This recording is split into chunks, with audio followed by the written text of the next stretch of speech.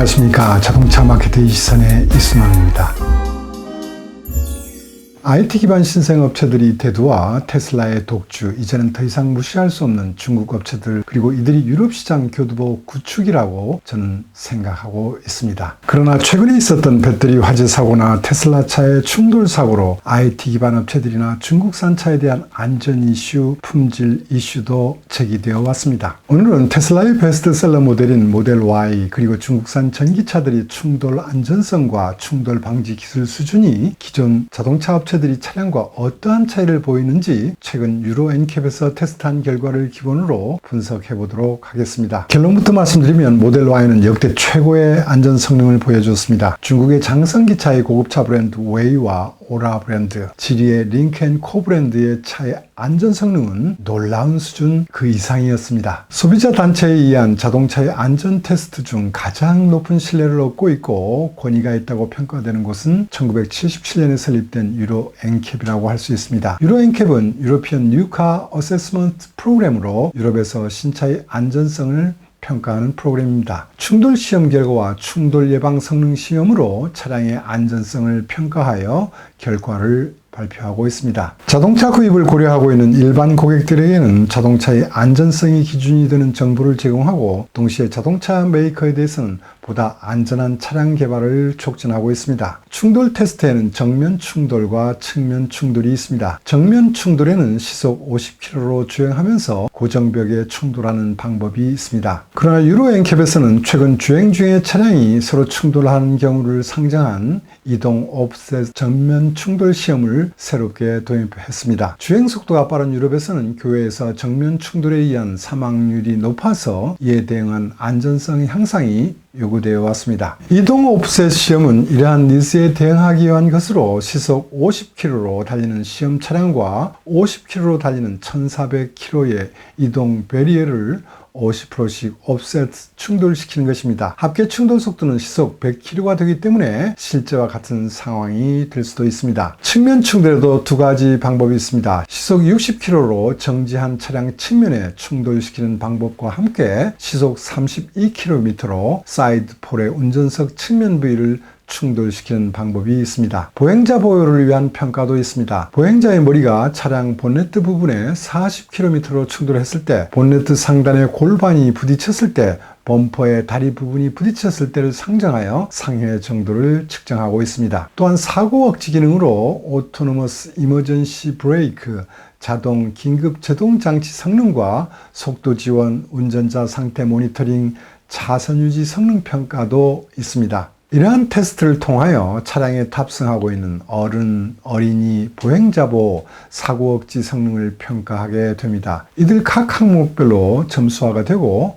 퍼센트로도 표기됩니다. 동시에 세세한 점수보다는 소비자들이 직감적으로 이해하기 쉽게 차량 전체에 대한 안전성 레벨을 별의 수로 나타내줍니다. 요즘 최고 레벨인 별 5개는 보통으로 받고 있지만 슈퍼미니 세그먼트에 있는 차들의 경우에는 별 5개를 받는 자체가 어렵습니다. A급의 차량들은 저가격 위주의 차량이다 보니 많은 사양을 옵션으로 설정하는 경우도 있고 가격을 억제하기 위하여 아예 안전장비를 탑재하지 않는 경우도 있습니다. 르노그룹의 저가 브랜드인 다치아 차량들은 차량 사이즈와 관계없이 고가인 안전장비를 가급적 탑재하지 않고 있어 이 브랜드 차들의 안전성 평가는 늘 최하위 수준입니다. 테스트한 차량 중에는 별을 하나도 받지 못한 르노의 조회도 있습니다. 사고가 나면 매우 위험해질 수 있을 것 같습니다. 별 5개를 대부분 받고 있다는 것은 자동차 각사가 환경규제 대응뿐만 아니라 안전기술 개발에도 힘을 쓰고 있다는 것을 의미합니다. 별 5개를 받은 차들이 안전성 평가 결과를 세부적으로 보려면 평가 항목 점수를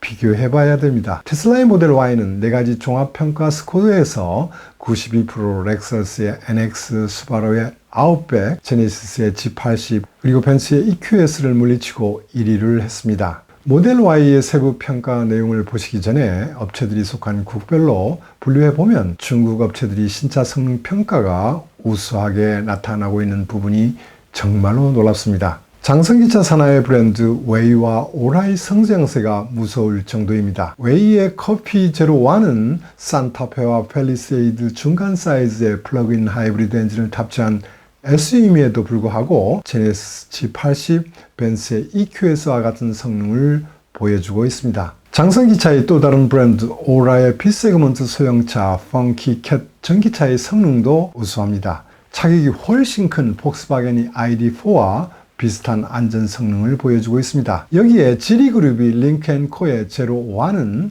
1.5L 터보 베이스의 플러그인 하이브리드 SUV 차량입니다. 볼보 XC40의 플랫폼을 활용한 덕분도 있지만 동급에서 경쟁이 예상되는 기아의 스포티지보다 훨씬 우수한 안전 성능을 확보하게 되었습니다. 주목을 끌어왔던 니오의 ES8은 충돌 성능에서는 그다지 뛰어나지 못하지만 세이프티 어시스트 성능에서는 모델 Y에 이어 최고 수준의 성능을 보여주고 있습니다. 이제 중국 업체들에 대한 평가는 예리한 시선으로 객관적으로 평가하지 않으면 안 될 것 같습니다. 다시 돌아와 모델 Y에 대한 세부 평가를 분석합니다. 어른 탑승자 보호 성능, 보행자 보호 성능, 그리고 세이프티 어시스트 성능에서 1위를 하였고 어린이 탑승자 보호 성능에서는 벤츠의 EQS가 1위를 하였습니다. 모델 Y는 어른 탑승자 보호 성능에서 97%로 중국의 링크앤코 제로1, 벤츠의 EQS를 2%포인트 앞서고 있습니다. 세부 내용을 보시면 전면 충돌 시의 평가는 모델 Y 링크앤코 제로1이 벤츠의 EQS보다 우수하게 나타났습니다. 비교적 높은 본네트를 갖고 있는 SUV가 공기 저항을 고려하여 낮은 전고로 디자인했던 EQS보다 분명 우수할 것입니다. 전면 충돌 시 EQS의 전면 약간 오른쪽에 위크로 평가된 부분 때문에 모델 Y보다 점수가 낮았습니다. 측면 충돌 시에는 모델 Y가 상대적으로 약간 열세로 나타났습니다. 배터리 팩과 사이드 실간이 간격이 독일이 아우디나 중국의 니오보다 짧은 원인도 있지 않나 생각됩니다. 반면 리어 충돌 시에는 모델 Y가 우수합니다. 이번에 리어 언더바디를 기가 캐스팅으로 만들면서 충격 흡수 기능이 보강되었고 강도 향상도 있어서 이런 결과가 나왔다고 생각할 수 있습니다. 배터리 셀 투 팩 개념이 전개되면서 전체적으로 강성이 강화된 부분도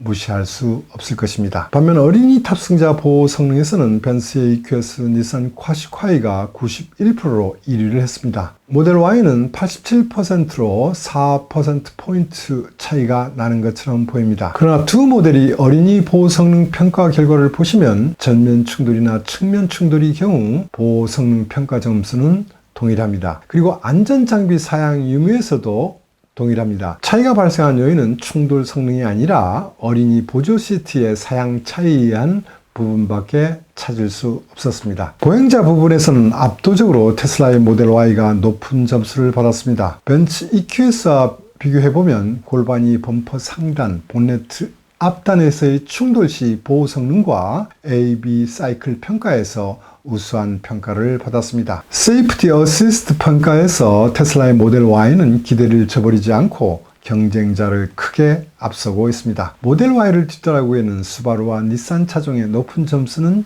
이해할 만합니다. 수바루는 부딪히지 않는 차라는 태그라인을 앞세워 오래전부터 아이사이트를 운영해왔고 닛산의 프로파일럿 2.0도 나름 높은 평가를 받아왔습니다. 그런데 3위부터 5위까지는 렉서스 제네시스보다 우수한 평가를 받고 있는 중국 업체들이 차지하고 있습니다. 특히 장성기차의 웨이, 오라 차종은 테슬라 키즈를 지향하는 니오보다도 앞서 있고 안전을 제일 가치로 내세운 볼보나 벤츠보다도 앞서 있습니다. 놀라운 사실 아닙니까? IT 기반인 테슬라 모델 Y 평가 결과를 벤츠 EQS와 비교해보면 모델 Y는 4가지 평가 항목 전체에서 EQS를 압도하고 있습니다. 특히 운전자 모니터링 평가에서 EQS와의 점수 차이를 크게 벌렸습니다. 니오의 ES8은 3가지 부분에서 벤츠 EQS 대비 우위지만 AB 카2카 평가에서만 열세를 보이고 있습니다. 신생업체인 니오의 잠재력을 확인할 수 있는 부분이라 생각됩니다. 종합해보면 니오도 자율주행 기술에서 분발하고 있지만 테슬라의 자율운전 제어 기술을 따라잡지 못하고 있는 것으로 보입니다. 벤츠도 엔비디아와 함께 NV.OS를 개발하고 있습니다만 개발 완료 시점인 25년 이전까지는 고전이 예상됩니다. 다음은 독일 빅3의 주요 전기차를 테슬라 모델 Y와 비교하면서 분석해 보도록 하겠습니다. 벤츠 EQS가 우위성을 확보하는 가운데 BMW i4는 별 4개만을 받았습니다. 특히 세이프티 어시스트 평가에서 64% 최하위 수준에 있습니다. 플래그십 차량인 iX4의 세이프티 어시스트 평가 점수도 81%로 테슬라의 모델 Y와 큰 차이를 보이고 있는 편입니다. BMW의 안전 성능 평가는 분명 벤츠에게 뒤지고 있는 것처럼 보이고 있습니다. 마지막으로 MEB 플랫폼을 이용하고 있는 폭스바겐, 스코다, 아우디 차와 이 GMP 플랫폼을 채용하고 있는 제네시스, 현대차, 기아의 테스트 결과를 간단히 분석해 보겠습니다. MEB 플랫폼을 이용하는 차들이 어른 탑승자 보호 성능, 어린이 탑승자 보호 성능에서 3-4%포인트 우수하게 평가되고 있습니다. 보행자 보호 성능에서는 9%포인트 차이가 나고 있어 이 GMP 플랫폼을 탑재한 차량의 차기 모델 개발 시 프론트 디자인에 대해서는 이런 지적이 반영돼야 할 것으로 보입니다. 반면 ADAS 성능을 포함하는 세이프티 어시스트 기능 평가에서는 현대차 그룹이 전기차가 5%포인트 앞서고 있습니다. 그러나 폭스바겐 현대차 그룹의 핵심 전기차들의 안전성은 테슬라 모델 Y와 비교해보면 개선해야 될 영역이 많다고 보입니다. IT 기반이 테슬라에게 제조업 강자인 폭스바겐과 현대차 그룹도 필요하면 배워야 할지도 모르겠습니다. 오늘은 여기까지 하겠습니다. 시청해 주셔서 감사합니다.